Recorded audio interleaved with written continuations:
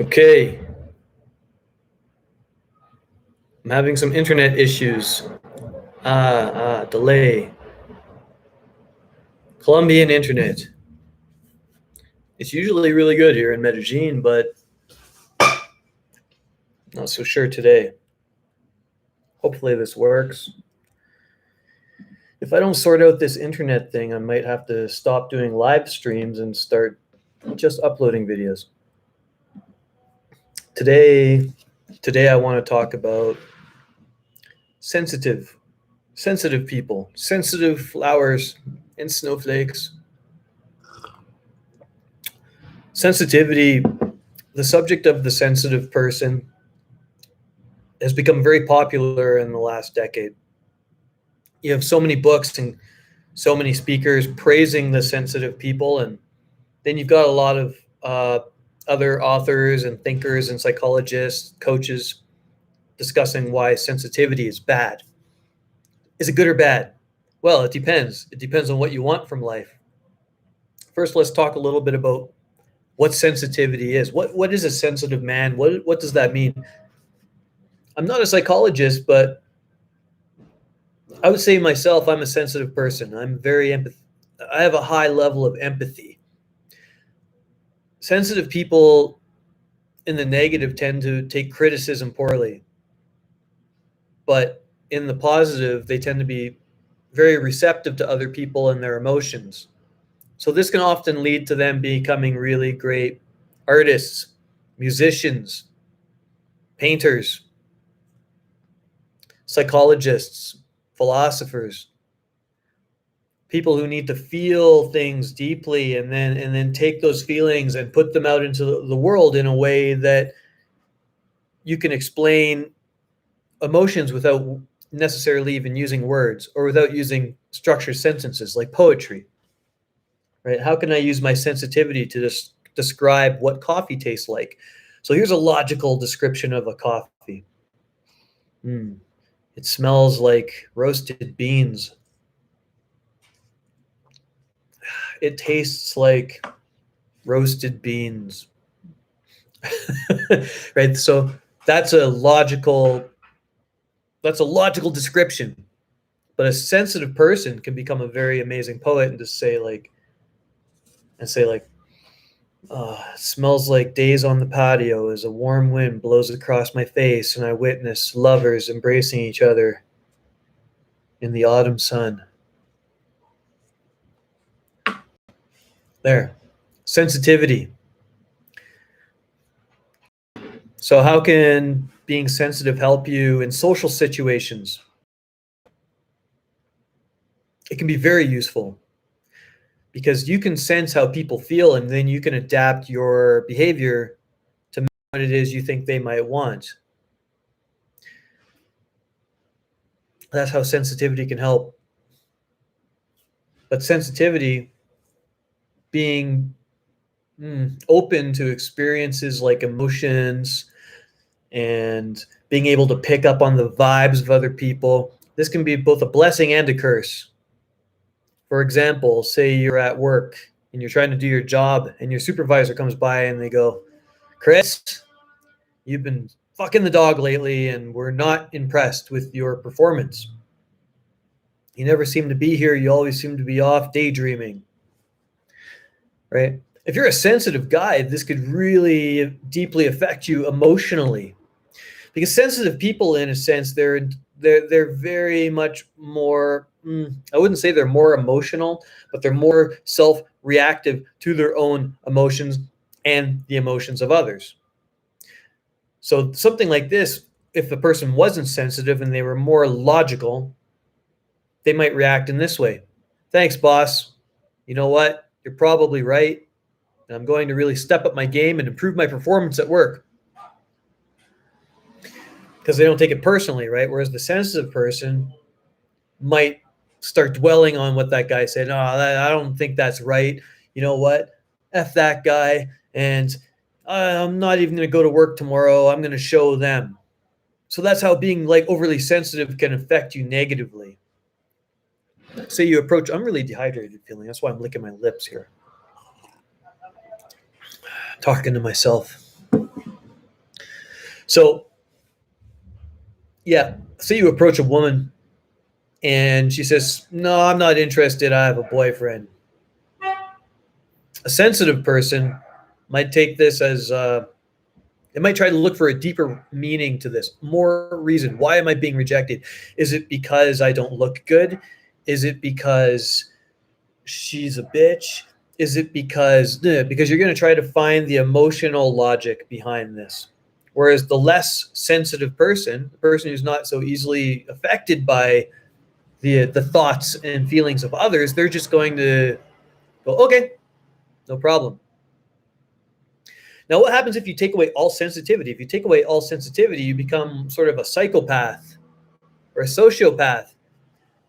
And sociopaths can become very excellent seducers because they don't give a shit what anybody thinks. But on the other hand, they might not be so romantic because they don't really understand how to communicate emotionally with people. So you might consider yourself sensitive because you're someone who really is concerned with what other people think about them, whether that be your family, your friends, people on the internet, women at the bar. And this can be a real burden. And if you try to explain this to people, I just feel this way and I don't want people to think the wrong thing about me. What are they going to say? To a man? They're going to say, "Man up, quit being a pussy." Ah, so noisy here. Hello. Are they waving at me? No.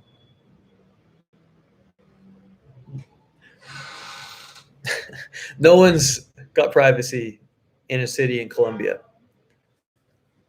Right. Man up, quit being a pussy. And in a lot of ways, if you want success with women, this is probably the best advice you can hear.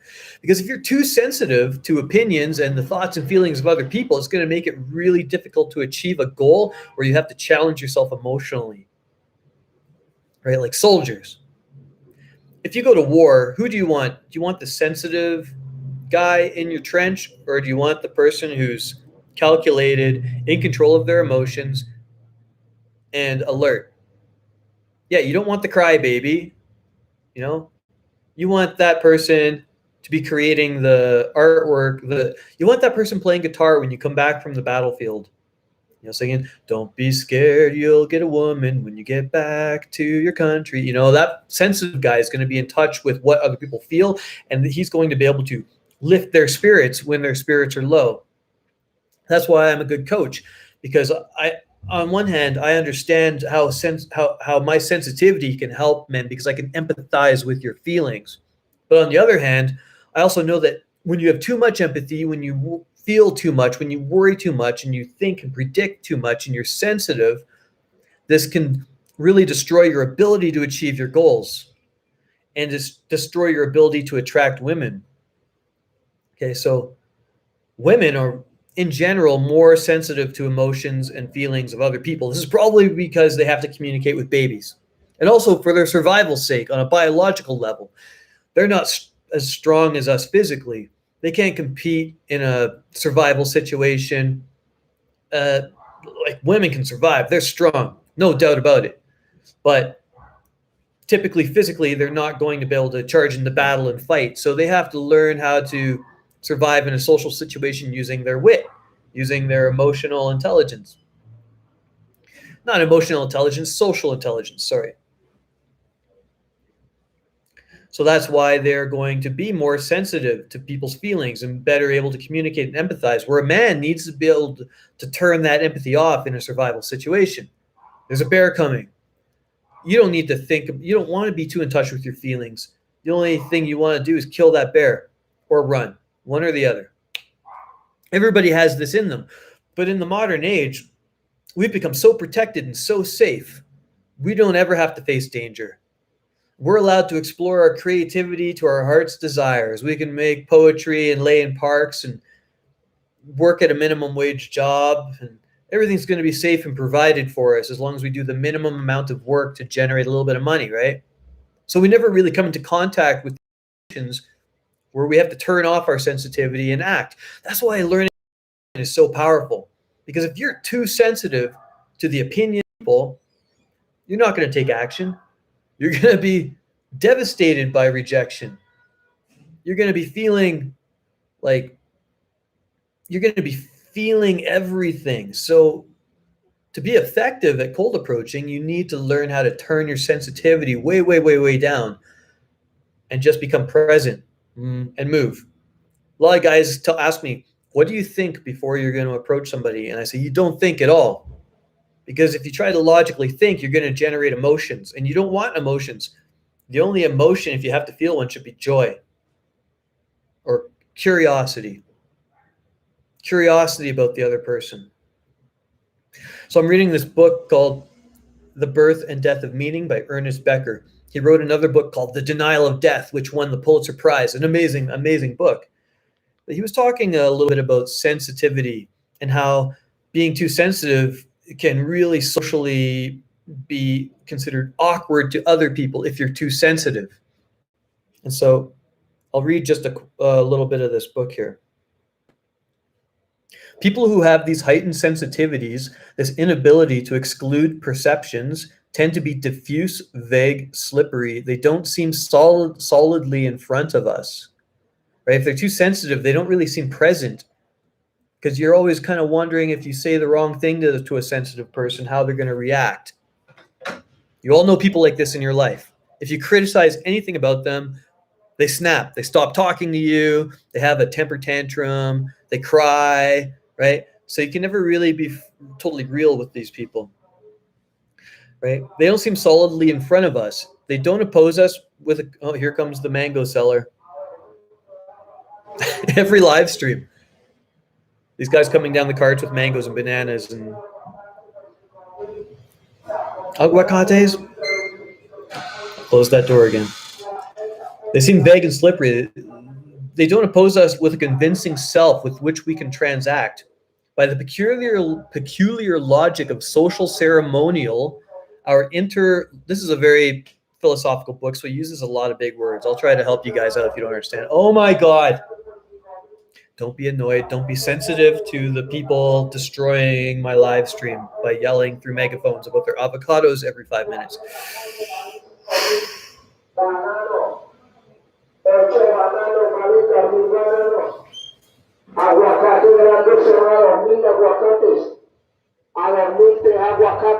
Everybody's got to make a living. If he really cared what I thought, his babies would starve to death. Right. Our interlocutor, who does not have a solid self-regard, is a threat to us. By the peculiar, yeah. So he's talking about social ceremonial. What this author means by social ceremonial is that what seems totally normal to us in this society, like you get up, you go to a job for 8 hours, you get paid at the end of the month, you come home, you watch Netflix, might seem totally bizarre if you went to like the Amazon and you met a tribe that wasn't attached to technology. But to us, looking at them cutting out the hearts of their enemies and eating them to gain magical powers, making some tribes, they take their young men at age 13 and they put their hands inside a glove that's filled with fire ants. You can see this on YouTube, and they're not supposed to scream. If they scream, they lose, right? And so they sit there while this is supposed to be one of the most painful experiences a human can endure, these fire ants. We see that as barbaric. That's crazy. But the thing is, it's all social ceremony. And the more you travel around the world, the more, and you expose yourself to different cultures, the more you realize the rules that are set up in your own culture are absolutely bizarre and make absolutely no sense. But yet we're expected to follow these rules inside of our society. So someone who's highly empathetic, quite often what they're doing is they're just trying to adapt to their social ceremony that's provided by their culture. So that might be like, don't speak up in public, just follow the herd, do what everyone else is doing, because if you step out of that line, you're going to cause the social structure to collapse. And so they're very sensitive to what other people think because they want to exist within this hierarchy that this weird societal system has created. It's all a fantasy. It's all a story. Cooley notes so he's talking about this other psychologist. And this other psychologist quoted this: there is a culpable sort of self-dreading cowardice, not all uncommon with sensitive people, which shrinks from developing and asserting a just I, That's the sense of self. Because of the stress of feeling, of vanity, uncertainty, and mortification, which is foreseen and shunned. Sensitive people, they have a very strong sense of vanity. They're very concerned about how they look. This is vanity. It's not just the beautiful girl looking in the mirror. That's not just vanity. If you're trying to look good all the time by not rocking the boat, by not upsetting the people around you, this is vanity. Understand that. Uncertainty and mortification. So uncertainty, that's indecision. That's when you can't make a decision. You don't want to upset the people around you. You have a certain mortification. You're scared of things. This can actually upset the people around you more than if you were just decisive and took the actions, even if it seemed to upset people, because it shows us that you are, you're just not normal. This is not what most societies want. It's not the kind of citizens that they want. Society wants people who don't rock the boat, sure, but who confidently go through the system and do the work they need to do, because that's what keeps the society from collapsing. And sensitive people can be a threat to that in a lot of ways, because they're not that useful outside of creating art, maybe making music and things like that. Right. In other words, the author continues, the obligation of demeanor is to have a self. Even while we insist that man be humble, we expect this humility, as Cooley observes, to imply self-respect. Humility with self-respect means that the individual acknowledges something superior to himself, even while he believes himself to have value. Thereby, we can have faith in a hierarchy of excellence and be assured that life contains degrees of good and bad.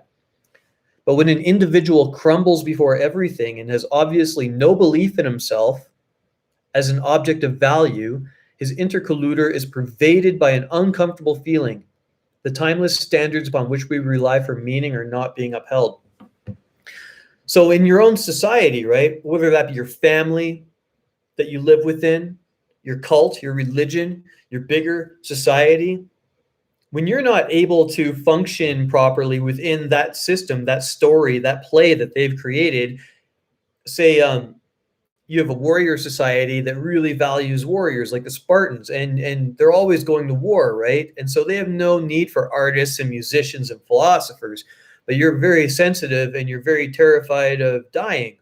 You're not going to be useful in there. So that's really going to destroy your sense of self-worth.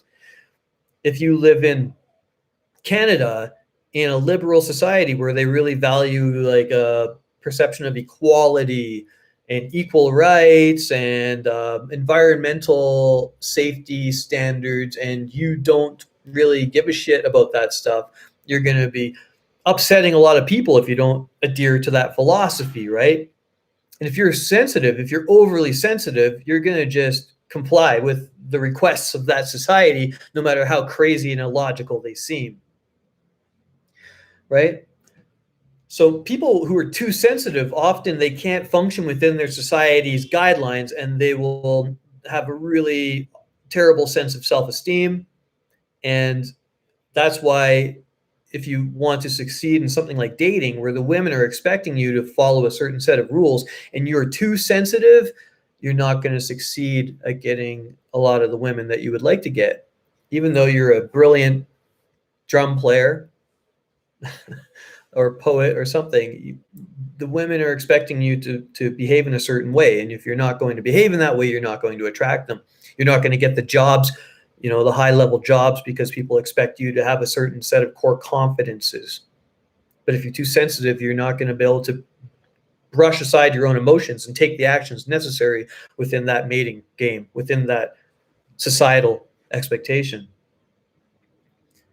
Yep. When an individual crumbles before everything and has obviously no belief in himself as an object of value, let's just Google this word intercolluder. A person who takes part in dialogue or conversation, right? So someone who actively is social. His active social personality is pervaded by an uncomfortable feeling. The timeless standards upon which we rely for meaning are not being upheld. Yeah, so you don't have purpose. If you're not playing within that society's rules, you feel like you don't have purpose. right? Like if I went to an Amazonian tribe and I'm like, let me give you a lecture on how to attract women, they're going to be like, this has no value in our society. So even me doing this, I'm trying to create value to help the people in my society, which gives me a sense of meaning. If you're inside of a society or a system and you can't find a way to provide value to that system, or you don't value that society and their systems, you're just going to feel like you have no purpose, you'll have no self-esteem, and you're going to be devastated every time you're criticized because you can't find a way to get approval in that system. What's the solution?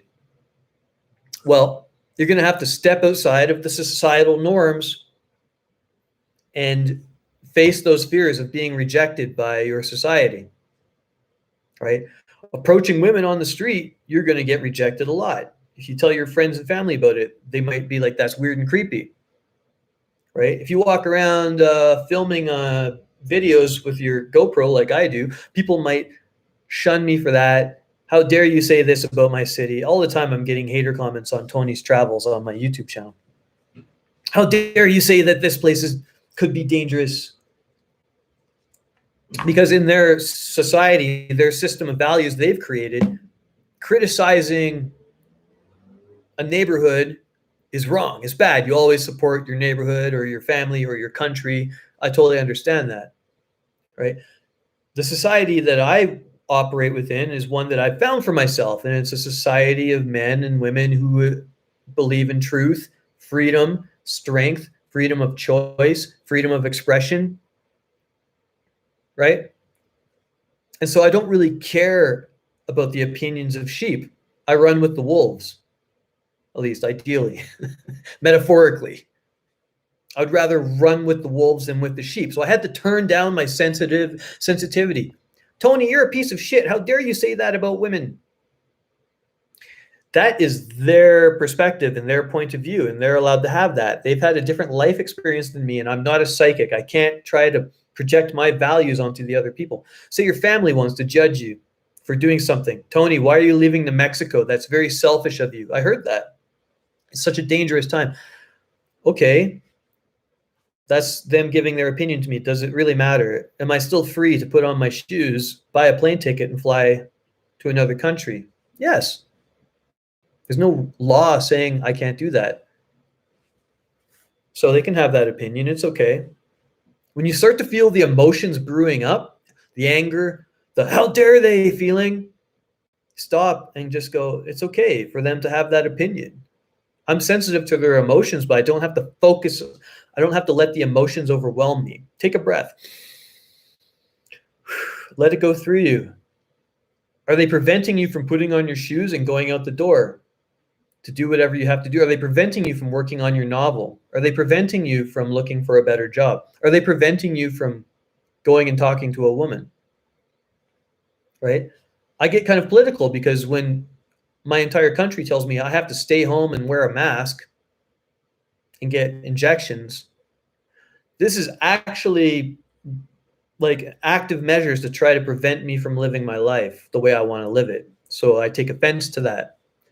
But if someone just says, you should not talk to girls, well, is there any law? Are you living under Sharia law? Logically, it's very simple. You approach girls, you get dates. You get rejected, that's okay. You don't have to let their opinion affect your emotions. Men who get really good with women, they're able to turn down the sensitivity just for a little while. And then once you connect with the woman, you turn the sensitivity up. Now I want to connect with you emotionally and spiritually. I'm communicating with you. You're in my tribe now because you're going to create your own society, and those will be the girls that accept your approach. The ones that don't accept your approach, you don't need to take that personally. You don't need to attach any meaning to it. Your purpose and meaning, if you're into cold approaching women especially, is to create your own tribe of lovers and men who think like you. And you have your own value system. And within that value system, you can rise in that hierarchy. But if you allow your emotions of your current hierarchy, which is your society, to if you place a lot of value in those opinions, you're never going to be able to overcome the emotional trauma of being rejected by it. So it takes strength to separate yourself from the craziness of your weird society and its weird rules. Because there's other societies. If you go to Latin America, if you don't go approach women, you must be gay or weak or weird.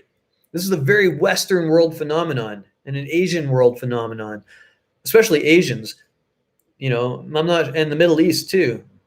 They're really, really messed up, people in the Middle East, when it comes to dating and sexuality and communicating between genders. They're the most fucked up. But, down in Latin America, it's a completely different value system. If you're not able to approach women, you're not a man. So you're gonna you're gonna learn a different set of rules. Shakespeare said this. He said to this effect that self-love is not so vile a sin as self-neglect. So if you're not like fulfilling your role within the hierarchy, you're essentially neglecting your growth within that hierarchy, within that story that your society's created. You're going to feel really bad. So if you're trying to take yourself out of one society and put yourself into another, which is like the group of men and women who want to improve themselves socially by challenging their social fears, approaching strangers, doing weird shit like that. If you put yourself into that society and then you don't take action within it, you don't actually work to try, you're not getting any validation, you're going to feel awful. You're going to feel so bad. And if you're a sensitive person, this is going to be magnified. So what's easier? To not try is the easiest way to deal with that. I'm just not going to try. Then I don't have to face rejection. I don't have to be rejected by the society, and I don't have to be rejected by women, and I don't have to be rejected by my friends and peers and coaches who are expecting me to do this. Right? Like, I'm growing a YouTube channel. I'm almost at 1,000 subscribers. It's taken me forever, 9 months.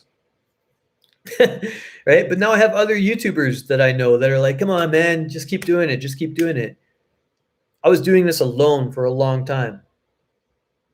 And I had to only look to myself. And so, that's what you need to do. If you're trying to grow something, if you're trying to expand your awareness and create wealth or generate love or more sex or whatever it is, no one's going to be there in the beginning for you. Most likely you're going to be doing it on your own. And it's kind of a beautiful thing. That's why I love traveling alone, because I'm my own society, just me and my imagination. You don't have to do everything on your own, but you have to, in order to lower your empathy, separate yourself from the society that you feel you have to perform within and create your own. Become the cult leader of your own cult with your own rules. That's why cults become popular, because people are tired of the rules.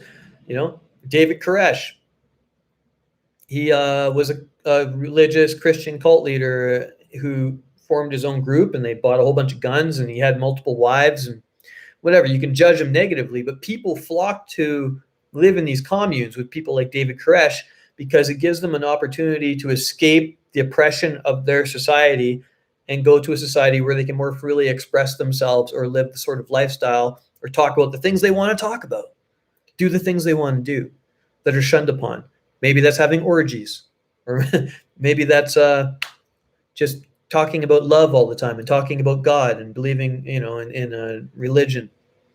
Men tend to flock to men's communities because they don't want to be judged and hated on for wanting to approach women. Yeah. If he failed to get self-esteem within his family, he carries this same failure into society. Yeah. This is for you guys who really feel oppressed by your family. Realize you're the sum of the 5 people you spend the most time with. So if you're spending a lot of time with family members who are bad role models, understand this: they're just family. You don't get to choose your family, but you don't have to be friends with your family. You don't want them to be your enemies, but you don't have to be friends with your family. They're not your friends, they're your family. So you should separate them. Friends you find because you have shit in common. You have similar goals, similar interests. And a lot of people are friends with their fathers. They are friends with their sisters, right? But my sisters, my little brothers, we fight all the time. And I don't have the same point of view as them, right? Like, I'm this weird world traveling nomad guy who likes, sleeping with beautiful women and hanging out in dangerous neighborhoods, and a lot of them think that's absolutely insane. But they're my family, and I can always go back to them when I need help. And they can come to me no matter what when they need help. But we're not going to have the same point of view. And so I don't spend all my time with them because I don't want to live the same lifestyle as them. So you want to find your own society. If you can't find it, you can't join it, you create it, or you learn how to do it on your own. If you're too sensitive, you're always going to be concerned with the opinions and the values of the people around you. And if they're not even members or interested in the same things as you, why would you subject yourself to that?